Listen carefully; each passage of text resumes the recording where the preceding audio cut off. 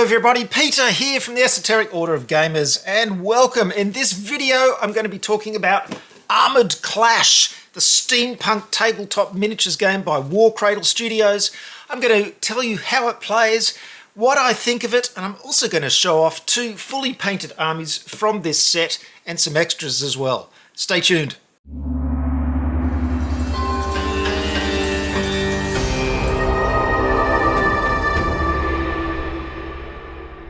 Well, here we go, Armoured Clash. Now, I've already done an unboxing of the Battle for Singapore set.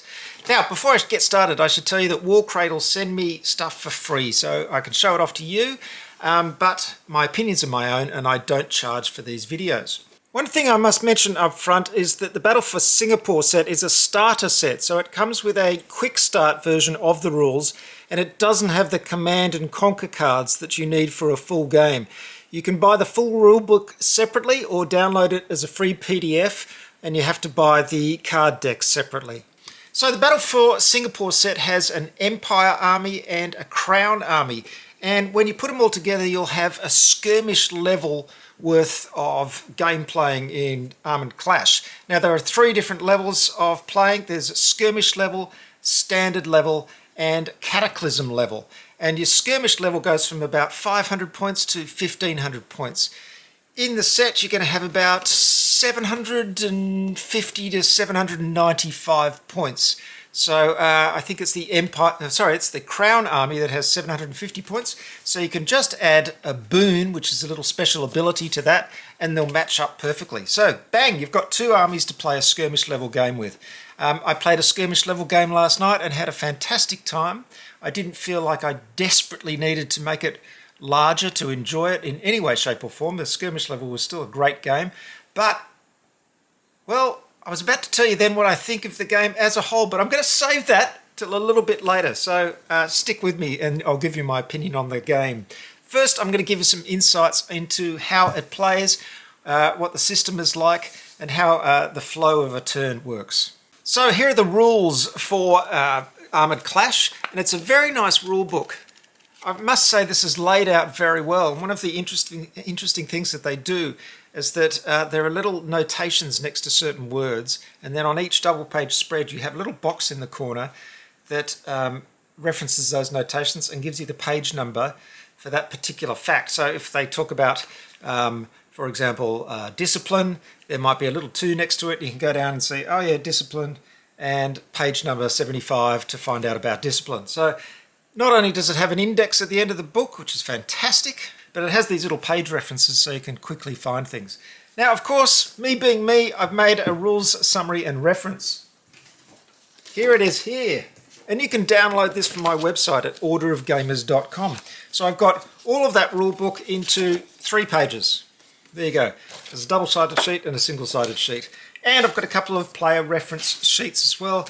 You only need 1 of these per player, and that's all the essential information on 2 sides of that little sheet. So I highly recommend going along to my website. Even better, those rules are also on my app, Tabletop Codex, which is my app for Android and Apple. It's on phones and tablets, and you can easily access the rules during a game. So you've got lots of options for working out the rules to this game. The good thing is, they're not that complicated. I read through the rules and I thought, oh, that seems pretty straightforward. There's probably some niggles in there that might be a little bit tricky. But I played my first game and everything flowed really, really well. I was really impressed. Sometimes with miniatures games, there can be all kinds of wrinkles that you have to remember, especially with things like transporting troops, embarking and disembarking, garrisoning buildings, fighting out of buildings, charging buildings, all that kind of stuff. It starts to get into this kind of nitty-gritty stuff that's, hard to retain in your head as you're playing. I'm happy to say that the overall system of Armoured Clash is very simple to learn and play. You don't have to keep referring to things all the time, you just remember. And also that kind of extra stuff is quite simple. It doesn't go into heavy detail, so it's easy to remember how you disembark from a transport and how you garrison a building and things like that. So I was really impressed with the rules as a whole. How do they work, I hear you ask? Well, basically you have your turn sequence. It's alternating activations. So you'll activate 1 unit and then the other player will activate a unit and then it comes back to you and you keep doing that until you've activated all your units. But before you do all that stuff, you've got to determine initiative, and you do that with the use of Command and Conquer cards, which are these cards here. There's a deck of 60 of these. There's just a few to show you an example. And on these cards are a number, so you can use one of these cards to bid for initiative. So you each pick one of your cards, you lay them down face down and reveal them, and the person with the highest number gets initiative. Then you can discard any number of your cards and you can draw up to your hand limit. The hand limit changes depending on what level of game you're playing. As I said before, the skirmish, standard or cataclysm. So for a skirmish level game, you have 4 cards in hand. Then if it's the second turn onwards, you've got a chance to deploy your reserves. On your initial deployment, when you start the game, you can deploy units to the play area, but you can also deploy them in reserve, and you can bring those on later in your deployment zone if you want to. So there's a little bit of strategy there if you just want to decide to hold some units back and bring them on later. And this can have devastating effects. It's good and bad though, because if you bring them on later, you can sort of say, okay, that part of the battlefield needs more support, so I can bring them on there. Problem is, of course, they're going to be most of the time coming from your back edge of your deployment zone, so they'll have a long distance. So it's probably better to reserve units that have faster movement so they can get onto the field quickly. So once you've done that initiative step, you go into the activation phase where most of the units are activated. Now this starts with a reaction step. So your opponent, if they have units with the on lookout status, they can take a pot shot at some of your units before they move. Now they're going to have another opportunity to do this after you move and attack. So they really have a choice with on lookout units, whether to attack an opponent right at the start before they do anything, or right at the end after they've moved, but after they've attacked. And again, this is a nice little bit of, oh, when do I take that advantage to do that, to take that sort of Overwatch shot? I really like this thing, and it's a little bit different for Overwatch. So in between those two options for on lookout fire, which is what's called opportunity fire, you have the activation steps. So when it's your turn to activate a unit, you pick one of your ready units, which is one that hasn't activated yet, and you can do a movement step with it, followed by an attack step. Now you don't have to attack, of course, and instead of the attack you can do certain special actions. But you're usually going to move, and of course you have your unit information. Now, I've gone ahead and I've made a lot of unit cards. Of course, as I do with these kind of games, you can download unit cards from the Armoured Clash website, but I prefer to design my own. And the reason I always design my own is that if I designed these, I can put all of the special abilities and weapon qualities on one little card. So when you're activating that unit, I can say, okay, this is everything that this unit does. Now usually unit cards provided by a publisher just have the names of these things, and then you have to go refer in the book or a reference sheet or something to find out what they do. I prefer to have it all on one card. Of course, these take heaps and heaps of work. Take me a long time to make. And I'm sorry, I can't make them available to the public, because once I start making these things available, people say, oh, can I have all the cards for this faction and this faction? And before I know it, I'm creating unit cards for every faction in the game, and I have to update them all the time and fix errors, and it just takes so much unpaid time, it's ridiculous. So unfortunately, I just make these for myself. But if you have any familiarity with graphics programs, I'm sure you can whip up your own designs. So if you look at the card I've designed, you've got all the information about a unit. There's some basic stats. There's a speed, defense, damage limit, discipline, break limit, and size. And then you have a certain number of weapon lines. You may have some special abilities, and of course weapons may have weapon qualities. Now when you're moving, there are certain movement options. You can advance up to your speed, you can double time move up to twice your speed, you can charge, which means you move up to double your speed, but you have to end in contact with an enemy unit. You can aim, which means you don't move, but you get an advantage when you're shooting. You can disembark from a transport, and you can exit a garrison building. They're all your movement options. I know it sounds complicated, but you'll be surprised how quickly you remember these. It's very easy. When you attack, you can do a ranged attack or a close combat attack. Of course, if you've charged, you'll be doing a close combat attack. Most of the time, you'll be doing ranged attacks. Now, ranged attacks and close combat attacks work really nicely. That's quite simple. And this is how the system works. You have a certain number of combat rating bonuses and penalties depending on what you've done. For example, if you took an aim action before shooting, that would give you a combat rating bonus.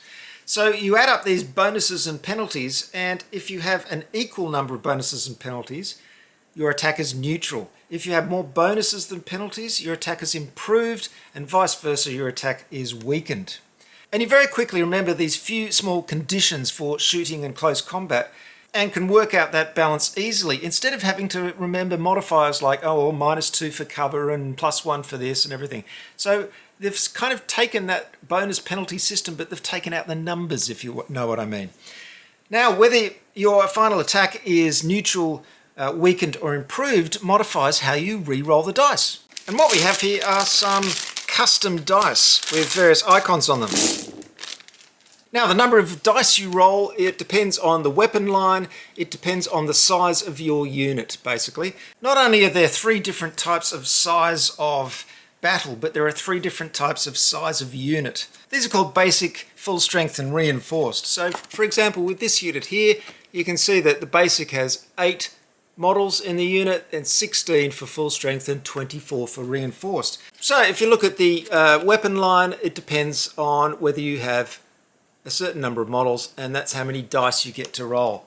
Very, very simple. So of course, if you're playing a skirmish and all of your units are at basic level, which they will be if you get the Battle for Singapore set and you're playing with that alone, you're always looking at that first column of the weapon table. So it's very easy to access and find out how many dice you roll. So you roll your dice and you get your results. And basically, this is a strike, which does 1 hit. This is a heroic strike, which does 2 hits, and you get to roll another dice, so it's an exploding dice. You can do that once. You've got a glancing strike, which is a re-roll unless you're weakened on that balance of bonuses and penalties, in which case you can't re-roll it. This one here is a miss, which of course misses unless your attack is improved, in which case you can re-roll misses. It's ingenious, isn't it? It's really, really clever. It sort of gives you this quick thing where you just tally up whether you're improved, weakened or neutral, and that influences which icons you can re-roll and get more chances for hitting. It's quite ingenious. So it's super easy to use and works really, really nicely and flows really nicely during the game. So after you've tallied up your hits, you look at the defending unit's defense, and you basically divide your defense into the number of hits. So if you did 6 hits and they have a defense of 2, you've done 3 points of damage. Units also have something called a damage limit. So if you have a damage limit of 1, that means every time you do a point of damage, one of the models is removed from the unit. So if I'd done 5 points of damage and the target unit's damage limit was 2, I would remove 2 models and have 1 point of damage left over, which I'd mark next to the unit. And really, that's basically it. Once you've mastered that little system and these checks and balances of bonuses and penalties, and there's really not many of them. For example, when you're firing, the bonuses are for aiming and if you're within short range. They're bonuses. The penalties are if the unit you're firing at is concealed, if the attacking unit is suppressed, it has a suppression token, if you're using opportunity fire, or if you're reforming after disembarking or coming out of a garrison. So super easy to remember those things, and you can do that little calculation and then you work out, of course, what kind of rerolls you get on your attack dice. So as I said, that's basically it. There's also a suppression test. If you lose a model from your unit, you have to take a suppression test. You've got a discipline rating, and basically use cards for this one. You draw a command and conquest card, and if the number there is up to or equal to your discipline, you pass the test. Otherwise you fail and you get a suppression token. That basically means that next turn you can do your movement step or your attack step, but not both. You can try a rally test to get rid of that suppression token, and there are various other conditions which are marked with counters that come with the game. Disordered, on lookout, I've already talked about. Reloading, you can reload guns, the suppression token, you can take cover, and of course if a model is wrecked, like a tank is wrecked, it can be marked with a wreck token. So there you go, a quick overview of how you play Armoured Clash, and I've got to say this works very well on the tabletop. I played last night and both of us were playing for the first time, and it flowed smoothly. I think after the first turn we got the hang of it really, really quickly. I was very rarely referring to the rules. I was just checking those bonuses and penalties, but that was about it. And everything went well. There were no points where we did something and was like, oh, how does this work? You know, we've got to look it up, blah, blah, blah. It all seemed quite intuitive.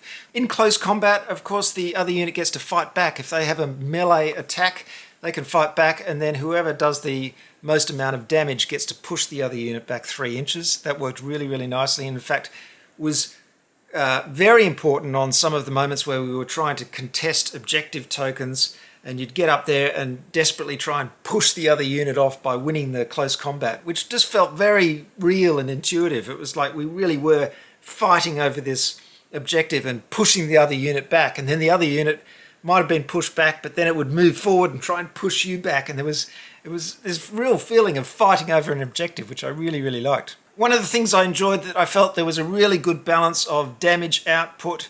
I didn't feel like whole units got wiped away really quickly, but I also felt that guns were effective, like I was actually doing some damage, which is great. I've said it a million times, but if there's one thing I cannot stand about the Warhammer games, is that sometimes it's just so hard to do damage, and you roll so many dice, and then you roll more dice, and you roll more dice, and eventually you get 2 hits.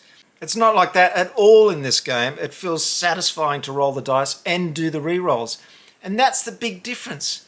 I know I'm generalizing here in terms of tabletop miniatures games, but with Warhammer, you're getting lots of dice and whittling it down to small amounts. This one, you're getting a certain number of dice, and you have the potential to get more hits because you can get re-rolls, especially if you have done the tactical work to get your unit into a situation where it has those combat bonuses. So it rewards you, and you feel good because you're getting, I'm getting more hits. Or if you get a really lucky roll and you get those heroic strikes and you can re-roll them and you just go, huzzah, I've got more hits, fantastic. Whereas Warhammer always feels like it's disincentivizing you by giving you less hits. Oh, look, you've got 30 dice. Aren't you lucky? Oh, in the end of it, you got 2 hits because you had to get through the roll to hit, roll to wound, roll to save, rigmarole. That's my personal opinion. I mean, I know a lot of people love the Warhammer system, but to me, I like a system that incentivizes me, that gives me a positive feeling of getting more rather than getting less. And that's something I really enjoyed about this system. Now, I'm going to show you all these units soon. As you can see, I've painted them all up. I've got some extras here too, and they are these fantastic land ships. Check this out. This is the Empire one. Now this comes in a separate set, these big resin models. That's actually got a magnet, but the magnet's come off, so I've got to re-glue that on. And there's 2 versions. You can have this one, or you can put on this one and it's a different one. Now this version doesn't have the roller at the front, but I attached the roller for good, so that gives me a little bit of option, but I'll probably keep it just like this all the time. So that's a huge land ship. You can see the scale is just unbelievable. And the other one is the one for the Crown, and check it out. It's like St. Paul's on tank tracks, absolutely huge. Remember, our scale is like these little guys, so absolutely huge. Just love it. And this one, again, I've magnetized so you can take this off and instead put on these big guns. Beautiful, beautiful big resin model, and I just love this kind of stuff. So overall, I absolutely loved my first game of Armoured Clash, and the thing that struck me is that, and I'll tell you later about the painting, but I didn't have a great time painting all these models. The game was so good that I wanted to get back and paint some more and get more units on the board. So I think that says quite a lot about how enjoyable the game was. The other thing that I loved is that it really came down to the wire. Now, we were playing just the basic first scenario in here. There's, I think, 5 scenarios you can get started with, and the first one is called just Pitch Battle. It's got 3 objectives that you're fighting for, and you get victory points every turn if you hold those objectives. And one thing I thought was very clever is that it's a 5-round battle, and the last round you get something like a bit over double the points for the objectives. So this very, very simple thing just sort of help the underdog a little bit. And I know in Warhammer games they're really going on about the underdog lately, and it feels a little bit contrived, but in this one it didn't feel contrived because it felt like, well, that's the last turn of the game, it's the last push, you get the most points for the objective. So halfway through the game I was feeling a bit behind in victory points, thought I was going to lose, but I always had the chance to come back because of that last turn. If I managed to do the right strategies and tactics to get those objectives on the last turn, I could have won. And it actually came down to the result of one close combat on who actually won at the end. So very, very exciting game, and I just loved that it was exciting all the way to the end, because often you get these games where, you play for half of the time and then you realise, there's no chance I'm going to win. In this, there was always a chance to come back. So very nice scenario design, even for the simplest scenario, and there were other ones as well. Now, I have one criticism, and I'll get this over with quickly because I have mentioned it before, but it is these Command and Conquer cards, which absolutely drive me bonkers. I have to say, I really dislike them, and every time we play either this or Dystopian Wars, I have to have a little whinge about these cards, which is very boring for my opponent. But the thing is with these cards, there are several problems. One is that there are two things on each card. There is a, in this case they're called Command and Conquest, but the command is basically a special ability that you can do, so you can give yourself a little advantage if you play that.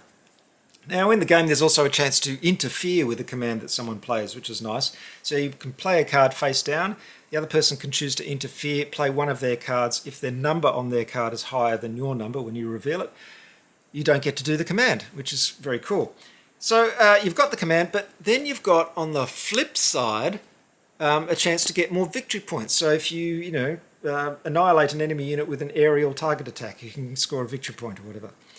This is great, but of course you have to keep track of both sides of the card all the way during the game because, you might play it for the command and you might play it for the victory points. But you have to keep doing this all the way through the game because you're looking at that and then you're looking at that. You can't remember 4 cards or more throughout your turn. You've got plenty of other things to remember. So you're constantly referring to these. Please, Warcradle, will you put everything one side up so I don't have to flip the card?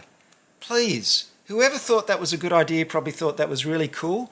In practice, it really, really doesn't work, and it's a real problem. In fact, these cards annoy me so much, I've actually contemplated redoing the entire 60-card deck myself and getting it printed out, because I just can't stand doing this all the time. In addition to that, they're extremely verbose. For example, this one is how you can score victory points. It says, play this card when you annihilate an enemy unit with an aerial target attack. Score 1 victory point if it was a basic unit, 2 victory points if it was a reinforced unit, or 3 victory points if it was a full strength unit. There's so much to read. And they've already established a convention of saying 1/2/3 for the 3 different types of units. So just do that on the card. You don't have to spell it all out in the King's English, as long as possible. It's really unnecessary. Even just a sentence like add 2 dice to the pool. I mean, just +2 and a dice symbol or something like that. Icons could be used to make this a lot shorter and faster to learn. Just establish a few iconographic conventions on these cards, make them shorter. They've also got titles, but they're on the side because they couldn't fit them in. They're on the side of the card here, so I never read them. So this one's called Deny and Weak Spot, apparently.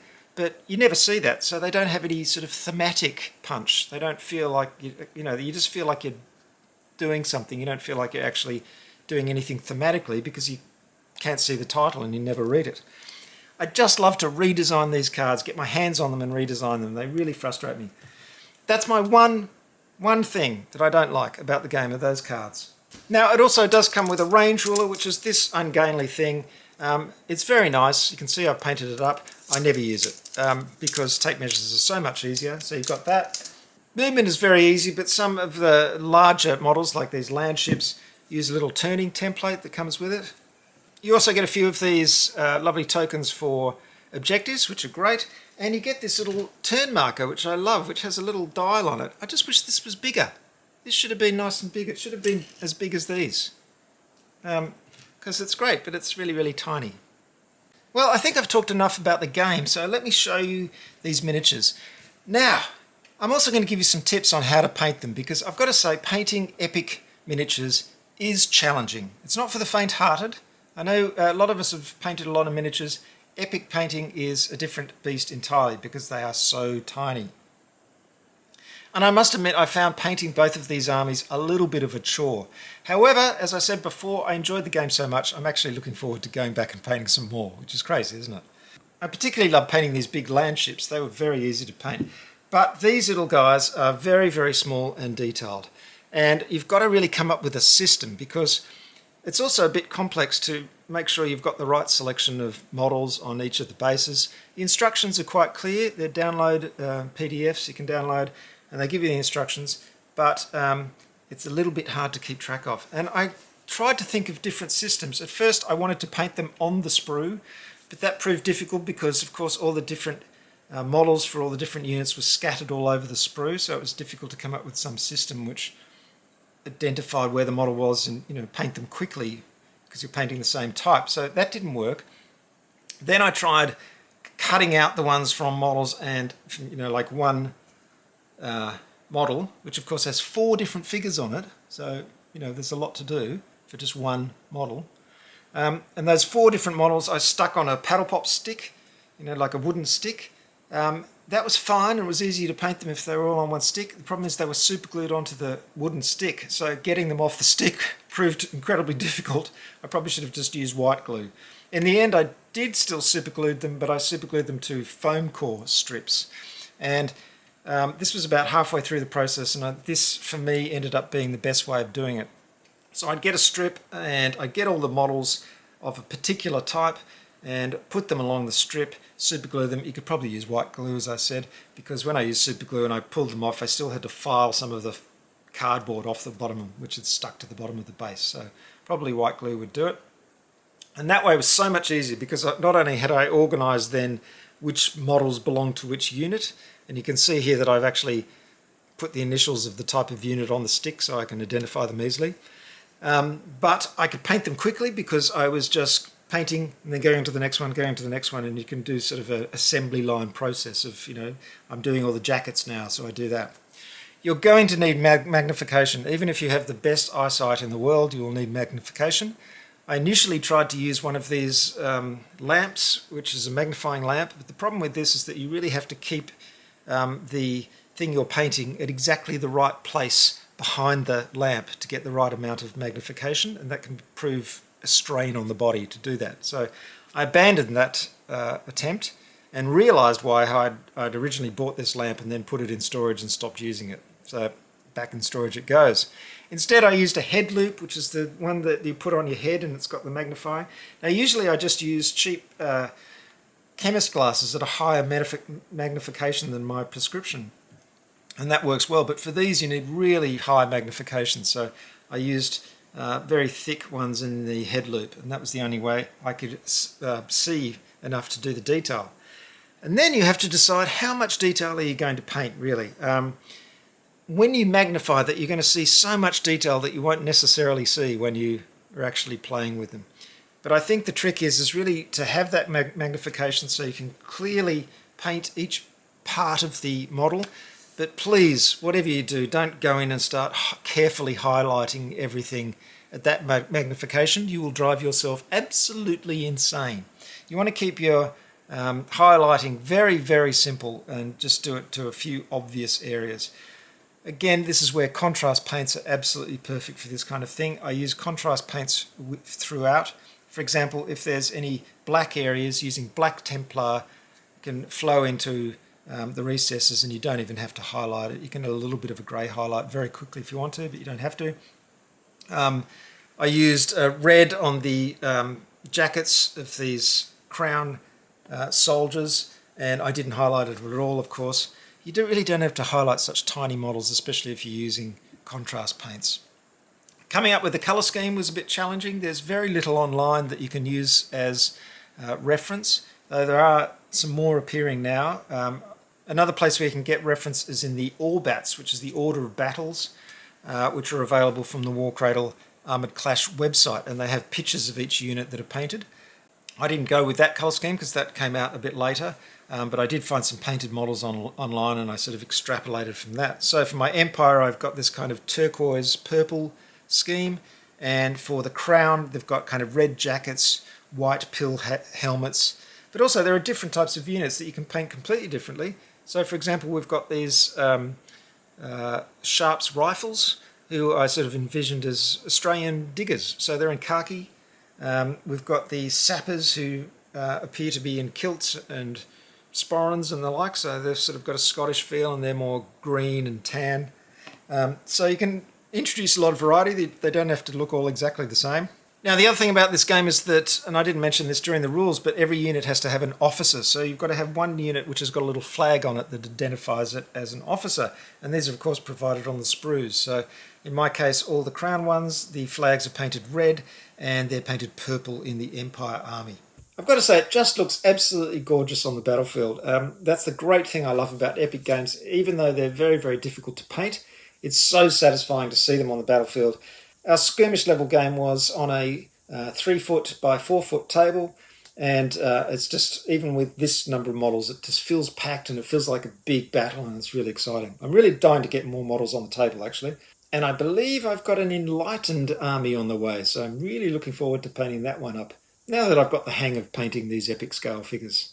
Well, there you have it, folks. I hope you've enjoyed this look at Armoured Clash. I really like it, I've got to say. Now, Warcradle send me a lot of stuff. They've sent me a lot of Dystopian Wars to show you and to play with, which is a great game. But Dystopian Wars, I feel, is a level above this in complexity. This is a much more, not so much newbie, but certainly it's not as much of a brain burner. It's not as chunky, but it's still enjoyable. I'm really looking forward to playing it again. I want to paint up more models to make larger armies, and I love the steampunk theme. It's really cool, and there's an interesting variety of units here. We've got all kinds of things. There's like terracotta warriors, automatas, and there's guys on robotic cavalry, and there's little mech walker guys, and travelling artillery on bikes, and it's really fun. There's just a wide range of stuff, and as I said, the system works very, very well. So I recommend it. If you want to check it out, Armoured Clash, go onto my website to download my rules and reference and check out the rules in detail,